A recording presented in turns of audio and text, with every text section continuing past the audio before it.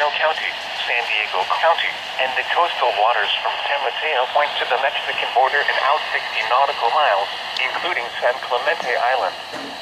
A test signal was broadcasted to test the public warning system. The test is normally conducted between 10 a.m. and noon each Wednesday, weather permitting. The signal was also used to test the activation and emergency readiness of the Skywar network of radio operators.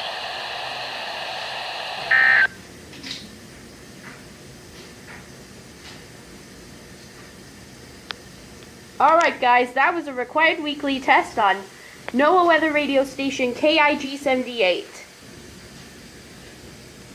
Look. Oh great. High temperatures, 100 to 110. See? I got a required or weekly test. spending time outdoors, the elderly, children, I caught this just in time. Heat will be most susceptible to dangerous heat illness.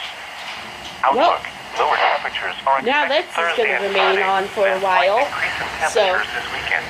I will be posting this as soon as I can, so Taken to reduce your exposure to the heat of the day. alright YouTube fans, I'm gonna upload this video, and so yeah, that's a required weekly test on Midland NWR 120, so I'll see you guys in the next video.